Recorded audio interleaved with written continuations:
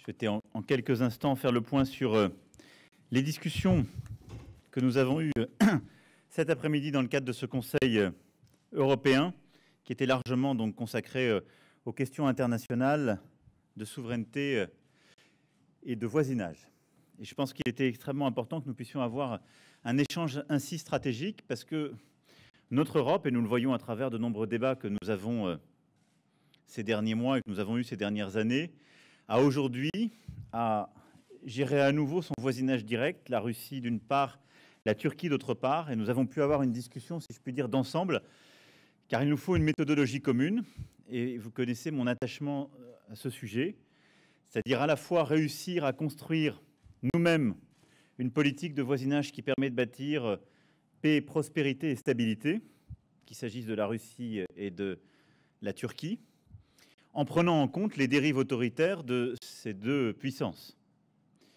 Et le fait que ces dernières années, elles ont multiplié des actions unilatérales, des guerres hybrides, des interventions multiples. Et donc, réussir à engager un dialogue efficace tout en définissant des lignes rouges. Et je crois pouvoir dire que sur le plan méthodologique, nous avons deux lignes rouges, le respect de notre souveraineté et de la souveraineté de tous les États membres, et la défense de nos valeurs. Et c'est au nom de cette méthodologie que nous avons pu discuter aujourd'hui des différents sujets. Sur la Turquie, il y a eu un accord autour de la table pour donner une chance au dialogue tout en étant très clair sur le fait que ce dialogue doit être suivi par le Conseil européen, que nous en reparlerons de manière régulière et que des décisions seront prises à l'issue d'un processus, au fond, que nous avons décidé au plus tard en décembre. Si le dialogue n'est pas suivi, ce sont en effet des mesures restrictives pouvant aller jusqu'aux sanctions qui seront prévues au mois de décembre. Et donc, c'est la méthodologie que nous avons ces dernières semaines bâtie avec la chancelière Merkel et le président Michel qui a permis d'obtenir ces résultats et la concertation que nous avons pu tenir lors du Med7.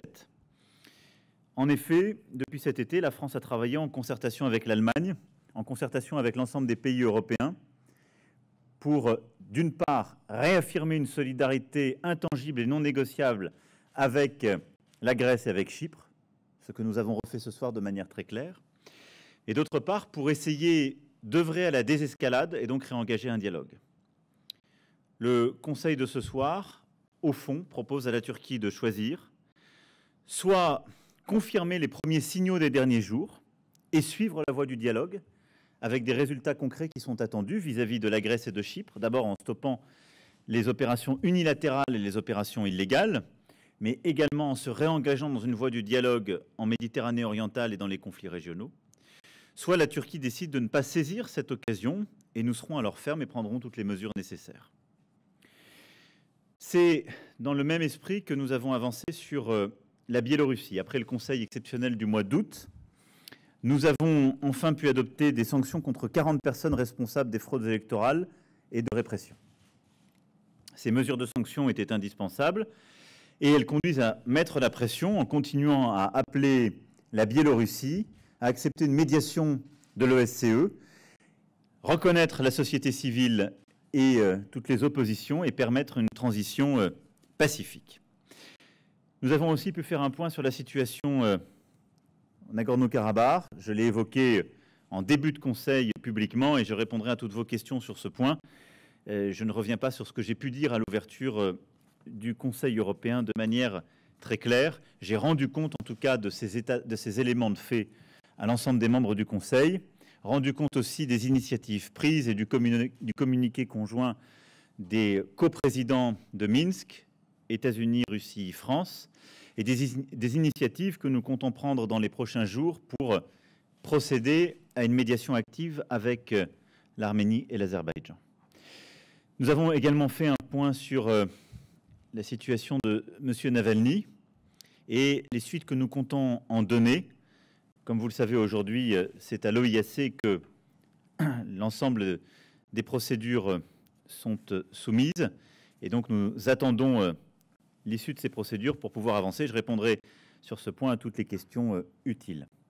Nous avons aussi marqué notre unité dans la volonté de de dialogue et le cadre du dialogue que nous souhaitons avoir avec la Chine en adoptant un texte commun. Et je pense qu'il était important que nous ayons aussi cette discussion. La volonté que nous portons avec le président Michel et la chancelière Merkel est d'une part de redonner une unité au dialogue stratégique avec la Chine. Et donc de ne pas avoir un dialogue qui se ferait de manière, si je puis dire, dispersés ou avec des formats qui se sont installés dans le temps comme le 17+1. Sur ce sujet, nous avons donc souhaité réaffirmer la nécessité d'une vision et au fond d'une action commune. Sur les prochains mois, nous avons aussi des objectifs clairs, continuer à avancer sur l'agenda climatique avec la Chine, et là-dessus, les engagements récents du président Xi Jinping en matière de neutralité carbone sont un élément important. Avancer sur notre accord d'investissement, après celui sur les indications géographiques. Et là aussi, c'est un cadre nouveau de l'échange commercial industriel, un meilleur respect de notre propriété intellectuelle, un équilibre aussi repensé qui est souhaité.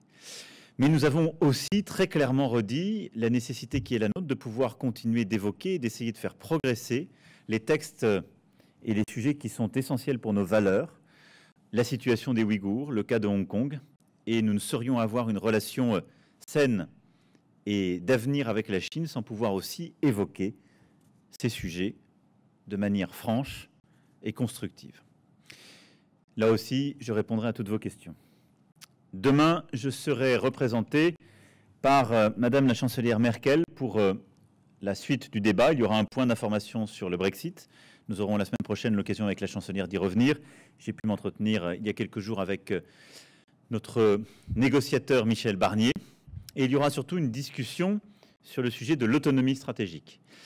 Et je dois le dire que c'est à mes yeux une avancée extrêmement importante que nous ayons non seulement une discussion sur ce sujet, mais un texte extrêmement clair.